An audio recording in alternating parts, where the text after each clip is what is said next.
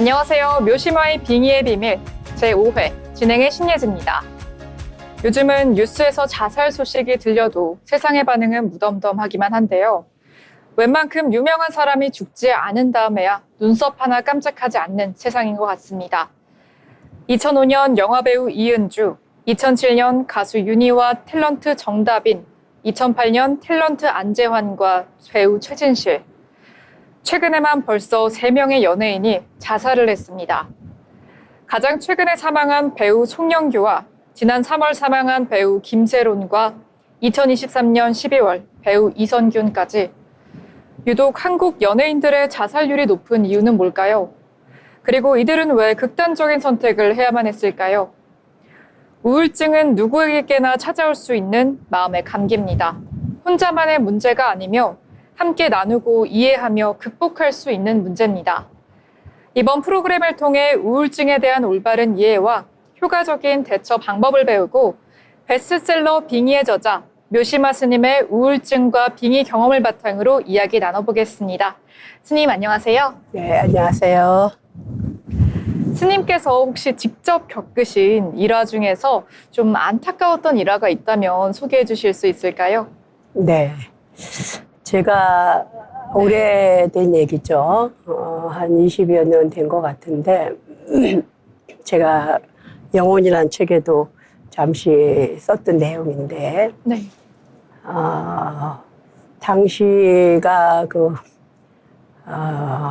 저를 가끔씩 이렇게 불러내서, 네. 뭐 덕담도 듣고 세상 살아가는 이야기를 듣고 싶어 하는 그런 기자님들이 계셨어요. 예. 우리나라 메이저 언론사에 계시는 뭐 대표님도 계시고 또한 이제 경제국장님들이 주로 해서 한 달에 한 번씩 스님 한 번 하상하세요. 그래서 이제 점심 공양을 하고 네. 이렇게 국수도 먹고 이러는 자리였는데 그날 그 자리에 갔는데 모르는 분이 계신 거예요. 한 번도 뵙지 않은 분, 기자분이 네. 아니고. 네네. 그래서 그분을 내가 보는 순간 그분 뒤에 어떤 검은 그림자 같이 잠깐 이렇게 스치고 지나가는 검은 그림자가요? 네, 스쳐가는 게 제가 보여서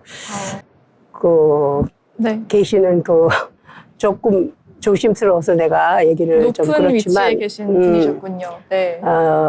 그런 대기업에 계신 분이신데 조만간에 그 기업에 아주 좀 흉스러운 일이 일어날 것 같다. 근데 웬만하면 제가 그런 얘기를 잘 안 하는데 네. 그날 그 얘기를 해드렸어요. 그때 이제 거기에 있는 뭐 회장님 또 이제 국장님 이런 분이 스님께서 이런 얘기를 하시질 않는데 잘 들어두라고. 네. 그래. 그리고 이제 공양을 했어요. 하고 나서 그날 전화가 왔어요. 저녁에. 네. 나한테 스님 우리 회사에 어떤 일이 일어날지 좀 구체적으로 얘기를 해주시면 안 되겠느냐. 네, 구체적으로 말씀드릴 수는 없지만 내가 스쳐 지나가는 어떤 예감이라고 할까? 그런 게 있다. 그래서 그렇다면은 절로 와라. 그랬더니 제가 교회를 나가기 때문에 절에는 갈 수가 없고 내일 평창동 그쪽에 네. 어떤 음식점에서 점심을 오찬을 모시겠다. 그러니까 내가 사실은 그런 잘 안 나가거든요. 네. 근데 너무 사정을 하는 거예요. 그래서 그 얘기를 나가서 밥을 먹질 않고 네. 얘기를 했어요. 아마 가정적으로 어떤 자녀가 네. 잘못될 것 같다. 어. 그리고 회장님께서 회사에 굉장히 많은 피해를 입힐 사람이 조만간에 있을 것 같은데 조심을 해야 될 것 같다. 그리고 몇 년도라고 얘기는 안 하고 그 회장님께서 갑작스럽게 어떤 그 변을 당하실 것 같다. 이렇게 세 마디 했어요. 예. 그리고 이제 네. 그분은 또 그 얘기를 거기에 있는 중역분들하고 뭐 이렇게 얘기를 하셨던 것 같아요. 근데 사람이 네.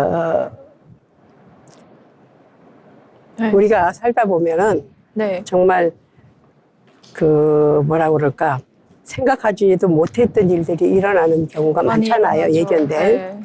네. 근데 그 당시에 그 사건은 상당히 사회 이슈가 됐었어요.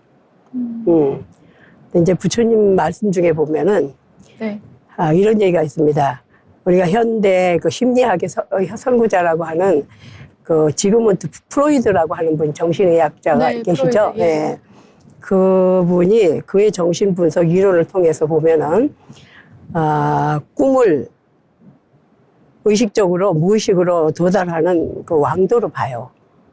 꿈속에서.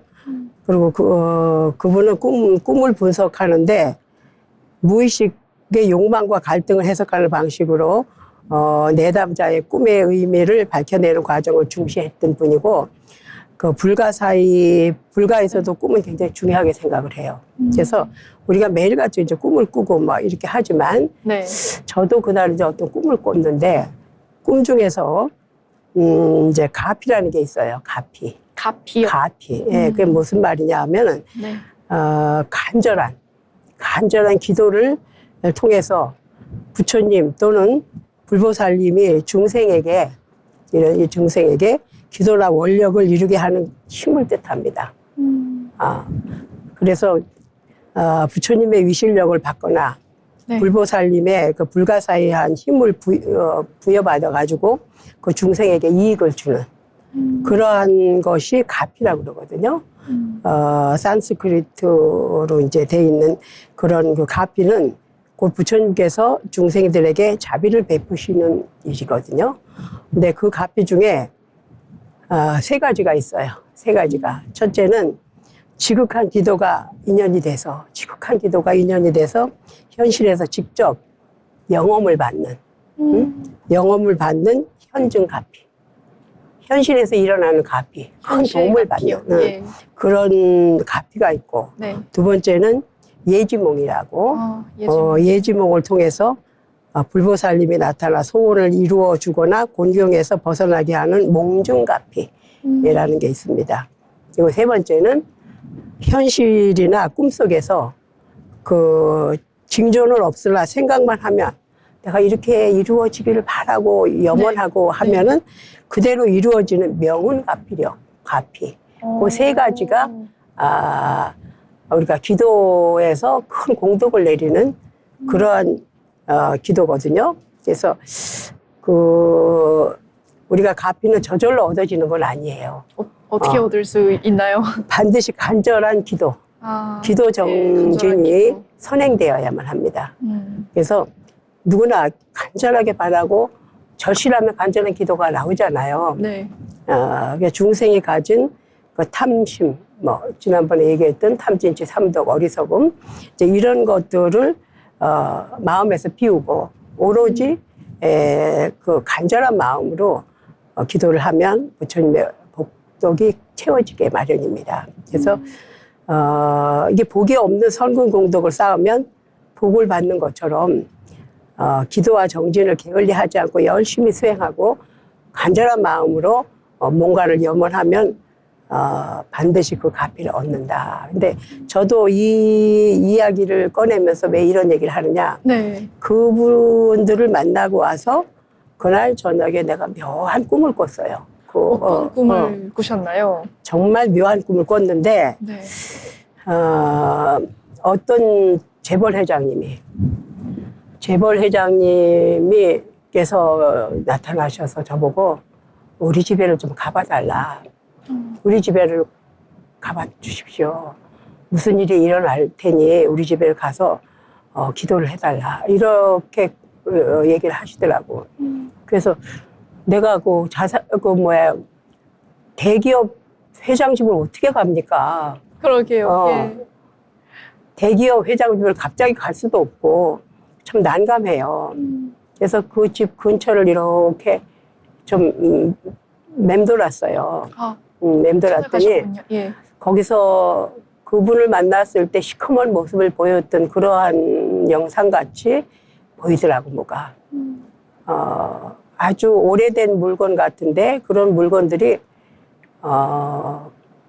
문화재 같기도 하고 뭐 그런데 그런 너무 시커멓게 그러니까 불상이면 불상이 시커멓고 막 이런 모습들이 보여서 아 이걸 보라고 잘못 여기를 가라고 하셨구나 이렇게 네. 생각을 하고 내가 그분들께 어떤 얘기를 해줘야 되겠다 네. 싶어서 네. 그 다음에 그 임원 되시는 분이 계속 연락이 왔어요.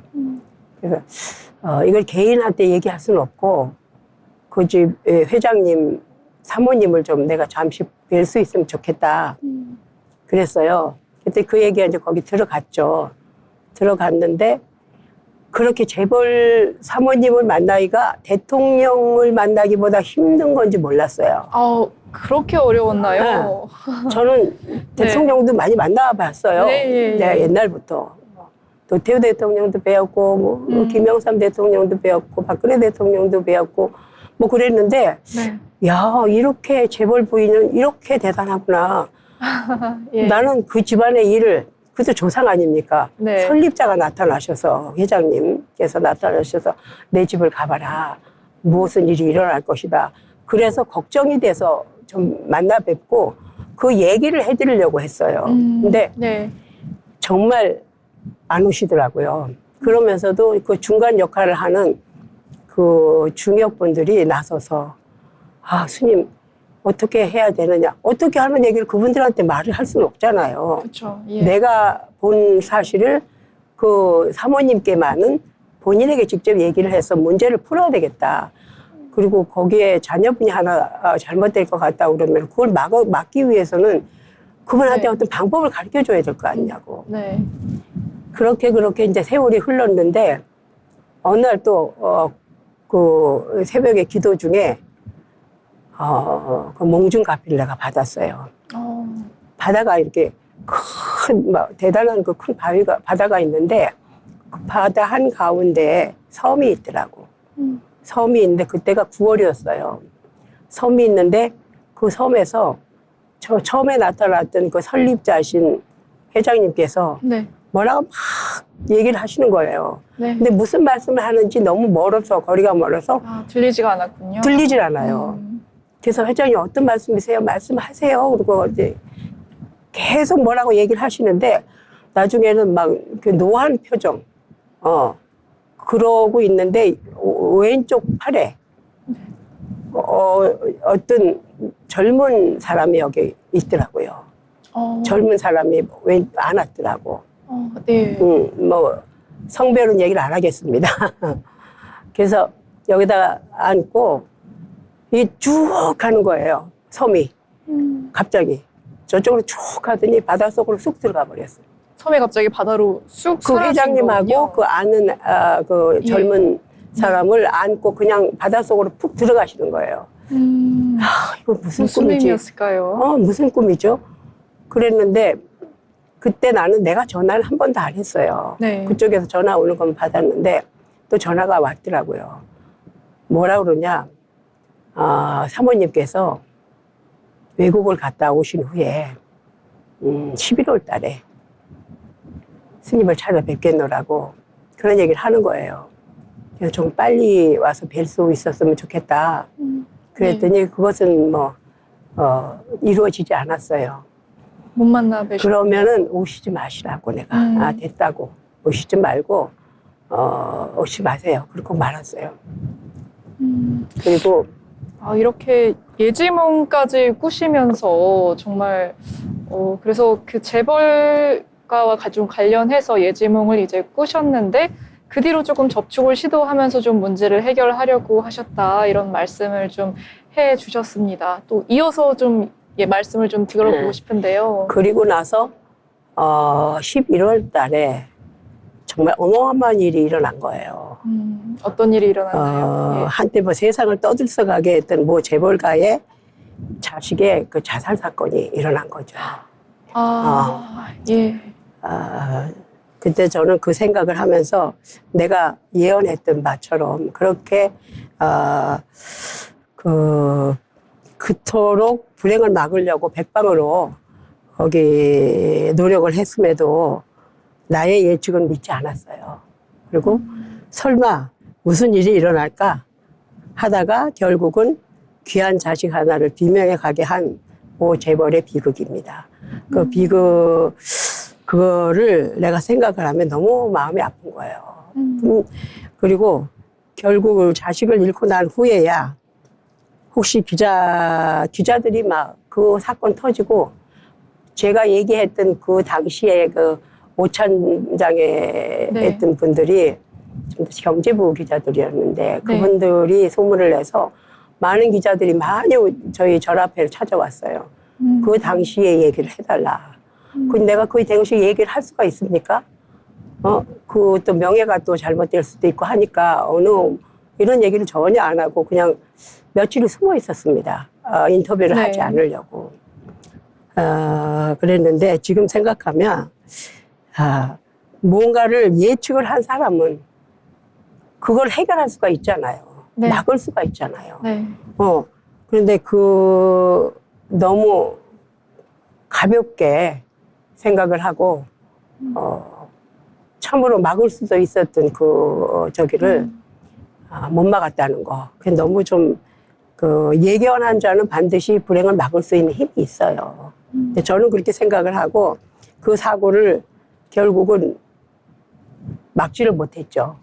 그 다음에 이제 이게 사회 이슈가 되면서 재벌의 오만함과 높은 문을 열지 못해 맥없이 한 사람의 꽃다운 생명이 불기에 개게 되는 것을 지켜봐야 했습니다. 그리고 네. 그 사건을 이제 담담히 내가 방송에서 얘기할 수 있는 마음의 여유를 가질 수 있는데 지금 자살이 굉장히 많이 일어나고 있잖아요. 그래서 당시 그 기자들이 몰려와서 취재 요청을 해왔고 전화 등으로 나를 회유도 했고 세상에 그 예언이 적중했다는 톱기사를 쓰려고 그 많은 그 언론인들이 왔을 때 나는 그 재벌 기업의 장래와 그들의 그 인격을 존중하고 비명에 간 젊은 영혼을 위해 조용히 천도하는 마음을 기도를 올렸었어요. 그 후에 한 달이 지나서 근데 그거 어떻게 됐냐, 11월에 오지 말라 했는데, 참 네. 묘하게, 네. 11월 달에, 그 손에 안고 있던 그 손주가 자살을 했어요. 외국에서 자살을 했어요.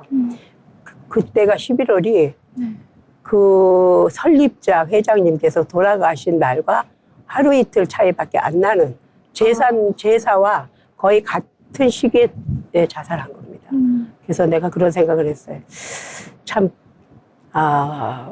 조금만 신경 써서 막았을 텐데, 그 회장님이 그렇게 아름을 주고 가르침을 주시고 했는데, 못 막았구나 하는 걸 나도 좀 더 적극적이었을까 하는 생각도 하지만, 어떻게 네. 그렇게 갔는데 참 아프죠. 그때 나는 이런 생각을 해요. 아무리 깨우쳐 주려고 고통에서 구하려고 해도 그거를 인연복이 없으면 허사가 되고 마는 경우가 많다. 응? 그리고 필자를 만났으면서도 차일피일 이런 이유 저런 이유 등으로 시기를 놓치고 폐인이 되어서야 필자를 찾아와 도움을 청하는 불행한 자들이 네. 참으로 안타깝게 느껴진다. 그런 분들도 많아요. 그런데 한 달 후에 그 며느리 되시는 분하고 또 따님 되시는 분이 오셨더라고요. 전화가.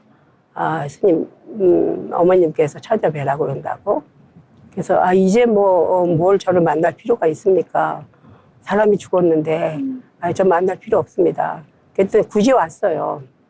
와가지고 그런데 내가 보는 순간 뭐하러 왔지 저 사람들이 지금? 왜 사람 죽고 나서 소 잃고 외양골 고치는 시기로 뭐하러 날 찾아왔지? 좀 늦었다라는 좀 안타까움이 있으셨을 것 같습니다. 와서 별 얘기도 없었어요. 네. 법당에 전화 한 번 한 적도 없고 나한테 왜 왔는지 나도 지금도 모르겠어요. 그래서 내가 쓴 책을 몇 권 줘서 보냈어요. 그래서 나 사람을 잃고 난 후에 내가 예견한 그런 사고가 일어난 후에야 그 집안의 며느리와 따님을 만날 수 있었습니다. 참 안타깝죠. 나는 확실하게 그 사고를 막으려고 했던 그런 기억들이 지금 시간이 많이 지나갔지만 그런 생각을 해봅니다. 네, 이렇게 스님께서 또 한 스토리를 들려주셨는데요. 몽중가피라는 이 예지몽을 꾸시고 나서 또 재벌과 관련된 이런 사실에 대해서 좀 도움을 주려고 하셨지만 잘 되지 않아서 좀 아쉽다라는 말씀을 해주셨습니다. 이것도 다 인연복이 있어야지 해결이 된다, 이런 아쉬움을 좀 밝혀주셨는데요. 이 프로그램은 시청자들이 빙의 현상에 대한 올바른 정보를 얻고 미신과 사실을 구별할 수 있도록 만들어진 프로그램입니다. 그럼 이어서 한번 질문 드려보겠습니다.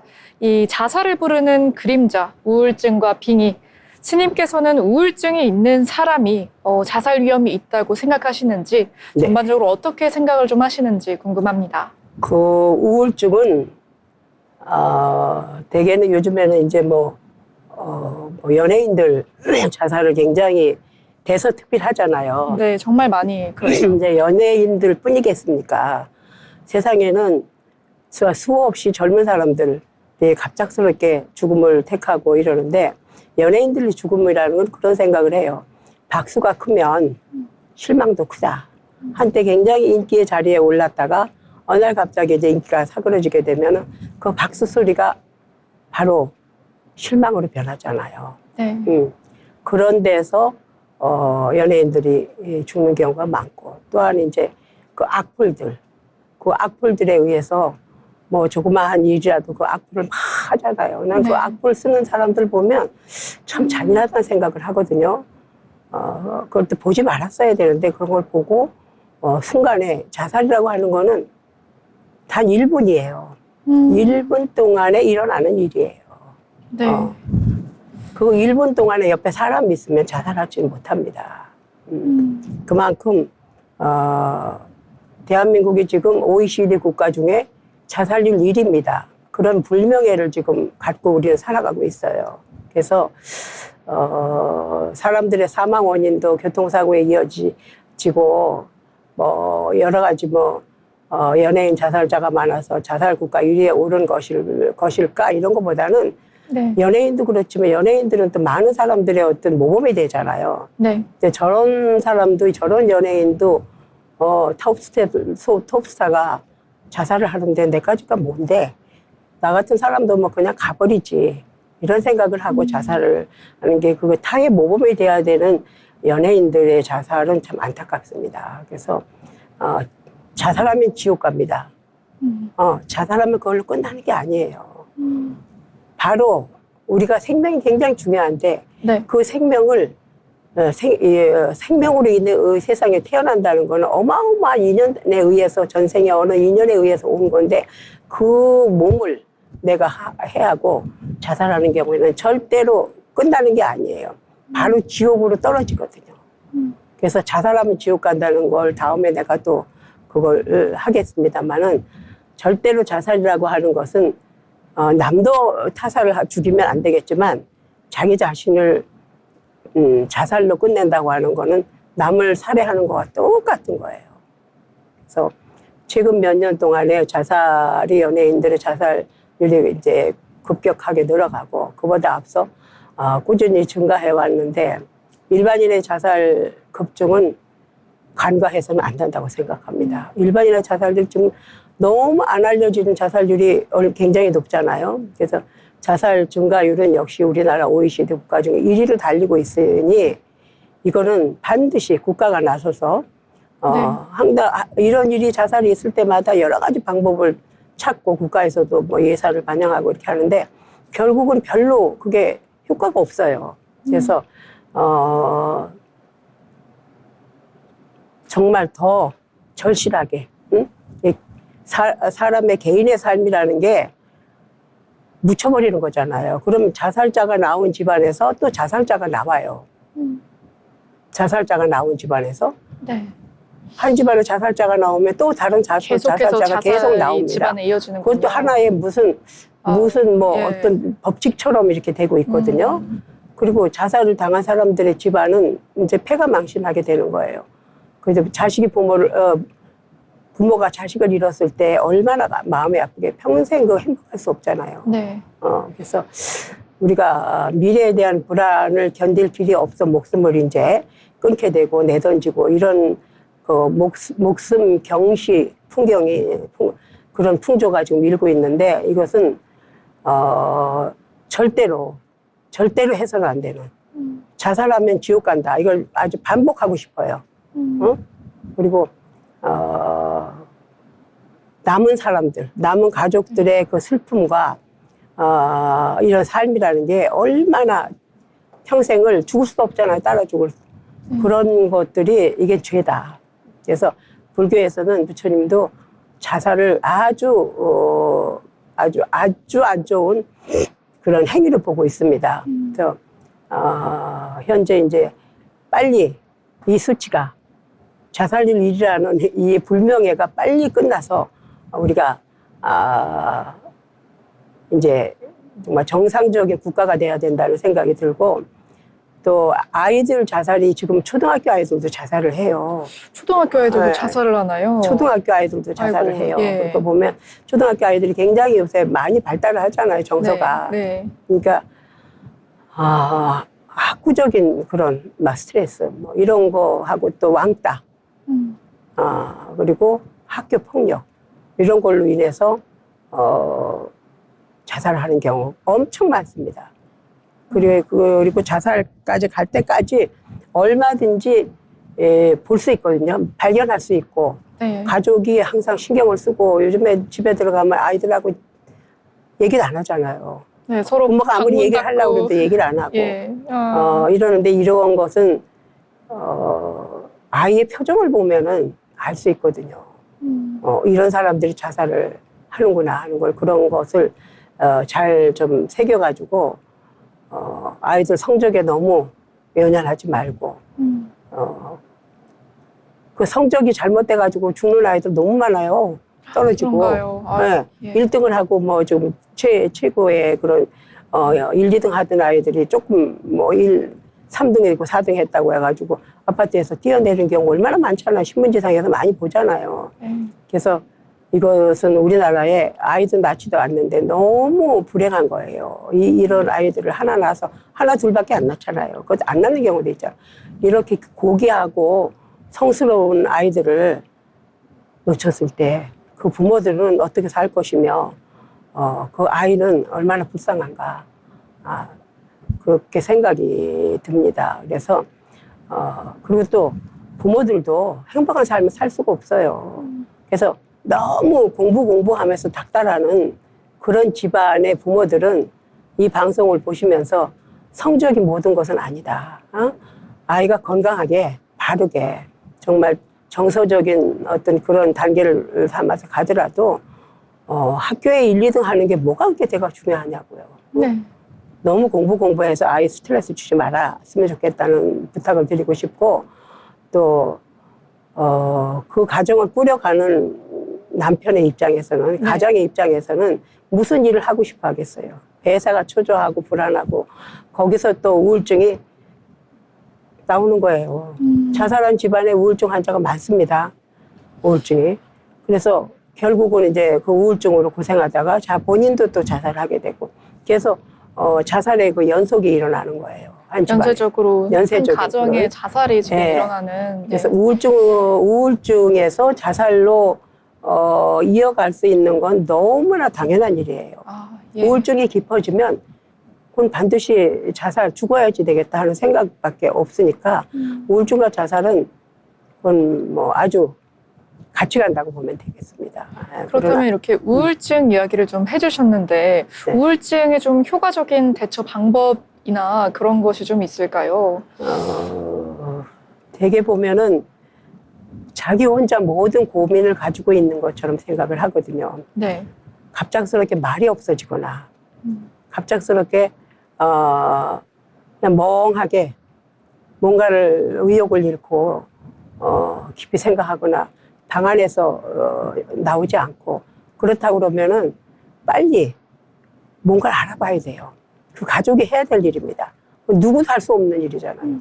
내 아이가 또 내 부모가 이제 이렇게 뭔가에 불안해하고 압박을 받고 학교에서 무슨 일은 없었나 거기에 또 왕따를 당하지 않았나 네. 아이들이 왕따를 당하고 학교폭력을 당하도 절대 얘기를 안 해요. 엄마한테 부모한테 절대 얘기를 안 합니다. 가지고 있다가 그걸로 보복을 당할까 봐 혼자 있다가 일을 저지르는 거예요.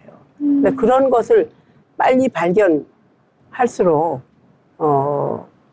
이거는 많은 사람을 구할 수가 있고 제가 자살 예방센터를 운영을 하고 있는데 그 사람들의 절박한 음성들이 특히 밤에 네. 새벽에 이때 전화들이 오거든요. 그 전화들이 오면 지금 저는 죽고 싶어서 죽고 싶다.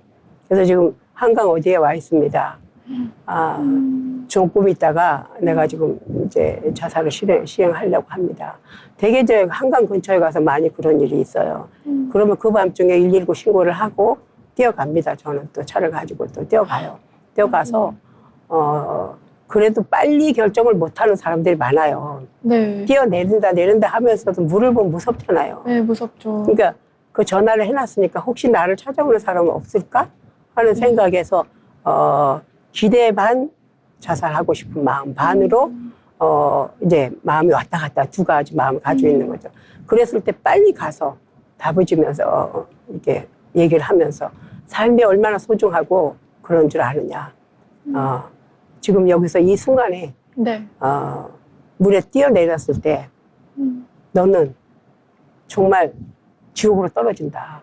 우리가 여기서 문제를 찾자. 그리고 한 5분, 10분만 얘기를 하면은 자살하려고 했던 사람들이 다 웃어요. 살고 싶어요. 아유, 그렇게 빨리 마음이 또 전환이 될 수가 있는 그렇죠. 거군요. 그런 자살을 네.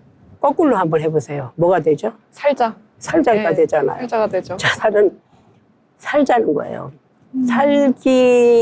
살고 싶으니까 자살하는 거예요. 그걸 반대의 어떤 그 희망을 주면 네. 자살하겠다는 사람이 살고 싶어요. 스님 살고 싶어요. 살려주세요. 이렇게 나와요. 근데 이런 사람들이 많이 좀 있었으면 좋겠다. 자살 예방센터. 그리고 그렇게 해서 구제된 사람들 많아요. 그 데리고 와서는 또 부모님도 불러가지고 얘가 이러이러한 고민이 있다. 부모님한테 얘기 못했던 고민을 저한테 다 털어놔요. 그 별거 아니에요.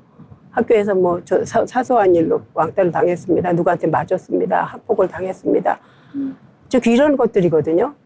그리고 네.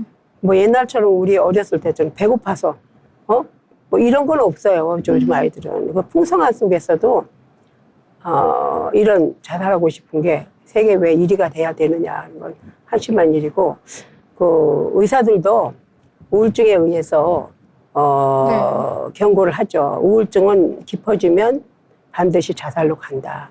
그래서 우울증 환자는 자살하지 않는 한 죽을 일이 없어요. 어떻게 됐든 우울감을 가지고 살아가는 거죠. 네.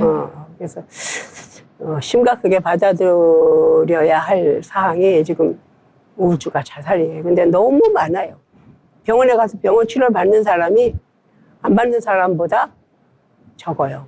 그럼 이렇게 스님의 말씀을 좀 네. 들어보니까 자살 예방센터도 또 운영을 하셨고 네. 또 자살을 하고자 하는 사람들의 또 전화도 받으시면서 네, 네. 또 그 사이에 또 달려나가시면서 그렇죠. 자살을 막고자 했던 밤에. 예, 주로 이런 낮에는 잘 안 해요. 근데 밤만 되면 네. 술시가 되면 술시면 술시가 7시부터 되면. 9시거든요. 네. 술시, 해시, 네. 자시, 인시까지 그런 전화들이 많이 와요. 근데 아이고, 밤을 잠을 예. 못 잘 때가 많죠. 이 프로그램은 시청자들이 빙의 현상에 대한 올바른 정보를 얻고 이를 통해 미신과 사실을 구별할 수 있도록 만들어진 프로그램입니다. 그러면 이어서 우울증에 관련된 이야기를 계속 해주셨는데요. 제가 궁금한 게 오랫동안 방치된 우울증이 또 빙의로 이어질 수 있다라고 들었는데 이게 좀 어떤 내용인지가 궁금합니다. 그 우울증 자체가 바로 빙의입니다. 아, 그런가요? 예. 우울증은 그냥 걸리는 게 아니라 네. 어떤 다른 에너지가 어떤 음기 같은 네. 그런 그 음기가 몸에 들어왔을 때 네. 우울이 옵니다. 잘 지내던 사람도 잘 견디고 뭐 어떤 사회적인 어려운 일도 잘 나가다가도 갑작스럽게 우울증에 걸리는 경우는 어디 상가집에 갔다 왔을 때 네. 그 다음에 바로 우울증이 오는 사람들도 많아요. 그런가요? 그게 음기가 들어오는 경우거든요. 네. 그래서 가서 또 뭐 상을 당하고 난 후에도 네. 또 그 우울증 환자가 집안에서 발생을 하고 이런 경우는 너무나 많죠. 그래서 결국 대한민국을 자살공항으로 만들고 있는 주범, 그 보이지 않는 네. 그 보이지 않는 살인자의 정체는 무엇일까 생각을 해보면 그게 빙의입니다. 바로 그 빙의를 통해서 네. 우울증이 오고 그 우울증을 통해서 자살로 이어진다. 그 커넥션 그렇게 돼 가고 있거든요. 네. 그거는 아주 하나의 룰이에요. 그래서 그 정체를 단순히 하나의 이름으로 규정짓기는 어렵지만 네. 그것들 하나하나 증상으로 나타나는 이게 그 본래 별개의 것이기 때문에 이거 하나하나를 잘 파악을 해야 돼요. 그래서 성격이 갑자기 변한 사람이 집안에 있다 했을 때는 그거는 경고예요. 우울증이 자살로 가는 경고 증상을 보이는 거거든요. 갑자기 성격이 변한 거나 이런 것이요. 말이 없어지고 그다음에 아예 뭐 아무것도 하기 싫어하고 먹기도 싫어하고 그냥 뭐 이런 증상이 좀 보인다 하면 바로 이것은 자살로 이어질 수 있다.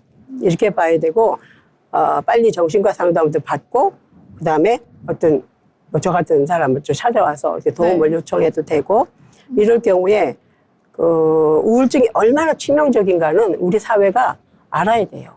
그 치명적인 그 우울증을 우리가 방치한다 하면은 정말 이거는 대단한 그런 불행으로 사회적인 불행으로 앞으로 남게 될 것이고 우울증은 누구나 겪을 수 있어요. 특별한 사람에 걸리는 건 아니에요.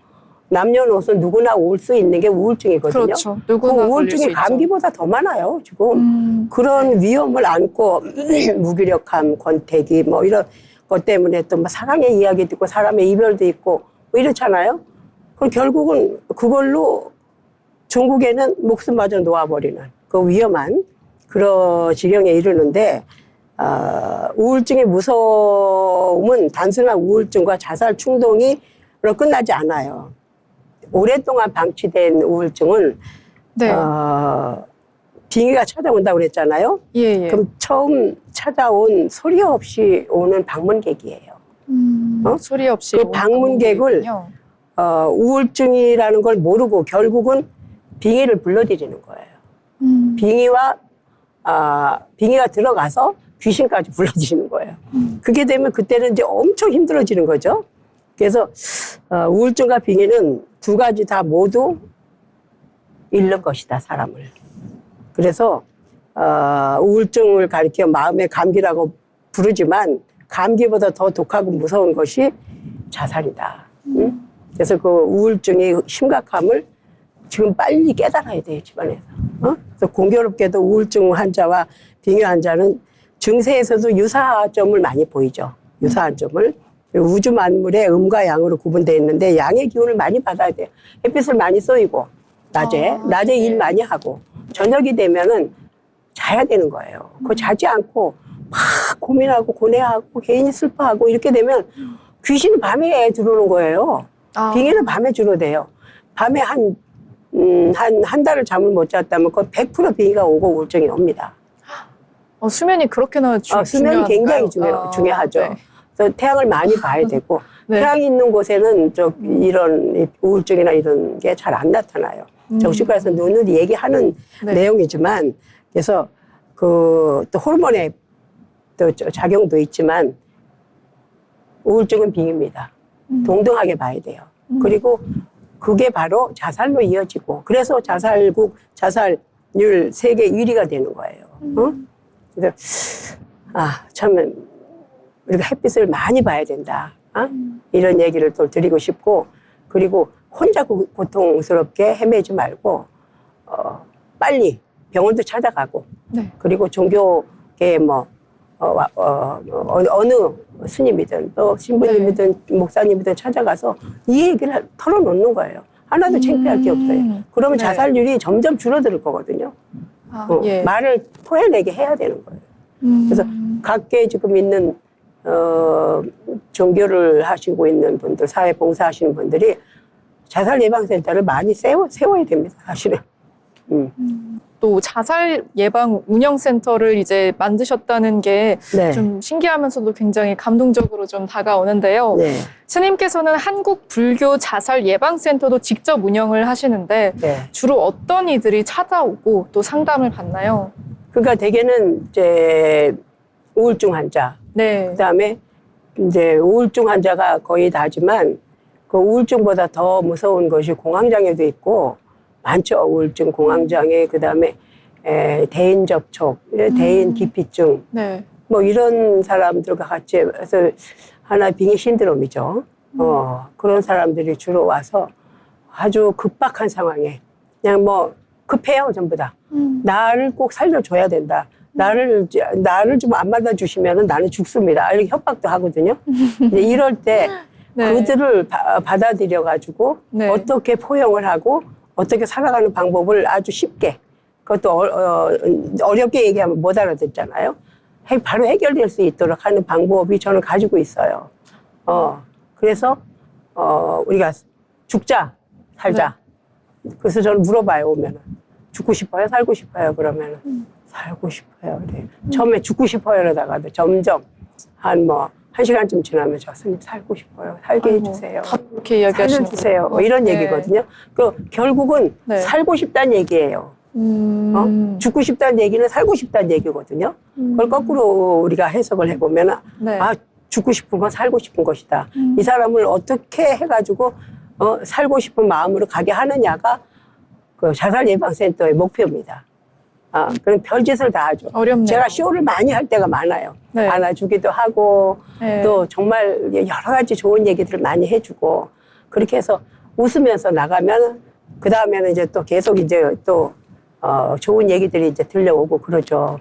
그거는 그래도 누군가는 해야 되는 거예요. 그것도 종교인들은 수행자의 길을 걷는 사람은 반드시 해야 된다 하는 생각을 두고 김수미 씨가 그렇게 했듯이 네. 살 수 있는 거예요. 그러면 바로 1시간 안에 회복이 될 수 있고 그런 한 번 만나고 두 번 만나고 세 번 보통 한 5, 6번 만나면은 자살을 생각 안 해요. 자살이 정말 무섭거든요. 네. 자살 뒤에 오는 그런 아픔들이 너무 강하고 두렵기 때문에 포기하게 돼요. 이제 그것이 저의 때로는 제가 빙의가 되면서까지 그 사람들하고 얘기하고 있다 보면 제가 빙의가 되는 경우가 있어요. 머리가 그런가요? 터질 것 같이 아프고 예. 그 사람의 목소리를 제가 그대로 내는 경우도 있고 아주 예. 어떤 분도 정말 내 탤런트 연기자분들이 굉장히 세요. 붙어있는 어떤 영적인 에너지도 굉장히 세거든요. 네. 그래서 내가 거의 한 100일을 고생한 적이 있어요. 근데 나가긴 나가더라고. 그렇다고 내가 이것도 나에게 그 사람을 알아보기 위해서 한번 겪으라는 그런 운명적인 걸로 알고 그걸 느끼죠. 그럴 때가 몇 번 있었어요. 네. 정말 이렇게 자살 예방센터까지 운영을 하시면서 또 빙의에 대해서 실천적인 해결책을 좀 찾아가려고 노력을 하시는 것 같습니다. 단순히 좀 오컬트 문화가 유행하고 빙의라는 저서를 써서 유명해주신 것뿐만 아니라 이렇게 자살 예방센터를 운영하시면서 사회적으로도 정말 좋은 영향력을 펼치고 계신 것 같은데요. 그러면 스님께서 조금 더 이런 자살과 우울에 대해서 이야기를 하고 있는데 조금 더 좀 나누고 싶으신 말씀이 있다면 저는 그렇게 부탁드립니다. 생각합니다. 우리가 사람으로 태어나는 것이 가장 어려운 일이거든요. 그런데 삶은 소중하잖아요. 네. 그리고 부자든 가난한 자든 사지 육신이 멀쩡한 자든 아니든 열심히 살아간다는 것 자체만으로도 충분히 사랑받고 축복받을 일이 많하다. 그리고 불가에서는 삶에는 108가지의 번뇌가 따른다고 했거든요. 그래서 108번뇌 들어봤습니다. 번뇌가 있죠. 네. 고귀한 왕자의 신분으로 태어난 소가모니 조차 일찍이 삶의 번뇌를 깨닫고 출가하지 않았어요. 그런데 그럼에도 삶이 아름답다 말하는 것은 우리의 삶이 번뇌와 고난의 바다예요. 살아가는 것은 고난과 바다예요. 고난의 고해란 말이에요. 그러면 그 고해를 어떻게든 정신적, 물질적, 신체적 고통과 고난 속에서 꿋꿋이 살아가는 꿈과 의지를 잃지 않고 생명의 꽃을 피우기 때문에 아름다운 거예요. 사람으로 태어나는 건. 우리가 사는 건 굉장히 아름다운 거예요. 난초꽃은 그 육아의 꽃인데 조선시대 신비들이 난초를 굉장히 일으켰잖아요. 근데 그 난초는 모래땅에서 물만 마시고 이렇게 크는데 그거보다 향기로운 꽃을 피우고 그러잖아요. 그러면서도 연약한 자고 약할수록 우리는 더 강해질 수 있는 근기가 있거든요. 그래서 네. 살아야 돼요. 살아야 우리는 된다. 살기 위해 태어났고 또 살기 위해 우리는 노력하고 있고 살기 위해 우리는 일하는 거예요. 네. 그래서 지루하면 죽는다고 지난번에 내가 얘기를 했잖아요. 네. 그래서 이런 그 프로 같은 것도 미스테리한 이런 프로도 많이 보면 무서워서도 죽지를 못해요. 지옥 가면 자살하면 지옥 간다고 그랬잖아요. 네. 지옥을 가기 위해서 굳이 자살을 하겠습니까? 그리고 우울증에서 벗어나려면은 정말 바른 마음, 햇빛 많이 쬐고 슬퍼도 웃고 노래도 아주 밝은 노래를 부르고 나도 어디 가면은 그 자살하려고 하는 사람 앞에서 춤추고 노래도 할 때가 있어요. 그럼 막 웃어요. 스님도 노래하고 못하는 노래 하네. 춤추네. 그러면서 밝아지는 학생들도 많이 봤어요. 내가 이게 왜 뭐 하는 거지? 그렇지만 네. 합니다. 그래서 되게 우울증 네. 체크리스트를 잠깐 내가 한번 네네. 얘기했는데 오래전에 어떤 네. 언론에 나왔던 얘기인데 네. 남들은 즐거워하는데도 무표정하거나 우울해 보인다. 예. 또 집중력, 기억력, 판단력이 현저히 떨어져 하던 일을 못하게 된다. 또한 네. 세상 만사가 귀찮고 부질없다고 생각한다. 자신의 용모에 소홀하고 식사를 끊고 자신 관리에 소홀한다. 불필요하게 온갖 일에 대해 네. 부정적 생각을 하고 걱정을 많이 하는 사람. 그리고 지난 일을 떠올리면서 늘 후회하고 서운해하고 울어요. 자신의 앞날에 절대로 좋은 일이 없을 거라고 믿어요. 또 자신은 한심하고 하찮은 존재라고 생각합니다. 그리고 식욕이 없다면 종일 거의 안 먹습니다. 걱정과 초조함으로 불면증에 시달려요. 이 10개 항목 중에 7개 이상의 증상이 계속되면 우울증이에요. 치료를 받아야 돼요. 종교적인 치료를 받아야 돼요. 네. 7개가 아니라도 여기서 중요한 한 3가지만 있어도 빨리 관심을 줘야 돼요. 그럼 그 사람 살릴 수 있어요. 우울증은 그냥 감기 앓다가 낫는 거예요. 그걸 가지고 자살로까지 가면 안 된다. 그래서 가족의 보살핌이 가장 필요하고 옆에 누군가 있어야 되고 위로가 되는 사람. 그리고 대개는 남녀 간의 사랑이 깨졌을 때 자살하는 경우도 많거든요. 네. 절대 그렇게 나쁜 짓 하는 사람은 안 되는 거예요. 응? 그래서 자살은 몇 분 안에 실행할 수 있으니까 자살자 대부분은 옆에 지켜보는 사람이 없을 때 실행한다. 네. 꼭 옆에 지켜보는 사람이 있어야 돼. 혼자 있는 거 좋아하지 말라. 고독을 씹지 말라. 네. 많은 사람과 어울려라. 뭐 이런 것들을 얘기를 좀 하고 싶으네요. 네. 빙의와 우울증은 좀 같으면서 이것을 막지 못하면 또 자살로 이어진다 이런 말씀해 주셨습니다. 묘시마 스님께서는 더불어서 자살 예방센터도 운영을 좀 하시고 계신데요. 자살을 돌리면 살자라고 합니다. 꼭 이제 사는 의지를 가지고 이 방송을 보시는 분들께서도 자살은 살자다 이렇게 생각을 해주시면 좋겠고요. 이 프로그램은 시청자들이 빙의 현상에 대한 올바른 정보를 얻고 이를 통해 미신과 사실을 구별할 수 있도록 프로그램을 만들었습니다. 저는 묘시마 스님의 말씀 중에서 이 난초는 적은 물을 마셔도 얻은 양분보다 더 향기로운 꽃을 피운다 이런 말도 좀 인상 깊었고요. 또 삶은 원래 고난과 바다기 때문에 거기서 생명의 꽃을 피우려고 노력하는 것 자체가 삶이 좀 살아갈 만하고 의미가 있다 이런 생각이 좀 들었습니다. 자살은 살자라고 합니다. 여러분 자살을 생각하시는 분이나 또 우울증이 걸리신 분들 모두 이 방송을 보시고 조금 더 용기를 얻으셨으면 좋겠습니다. 지금까지 묘시마의 빙의의 비밀 5화 자살과 우울증에 대해서 다뤄봤는데요. 스님 모시고 한번 좋은 이야기들 많이 나눠봤습니다. 감사합니다. 네, 감사합니다. 시청해 주셔서 감사합니다.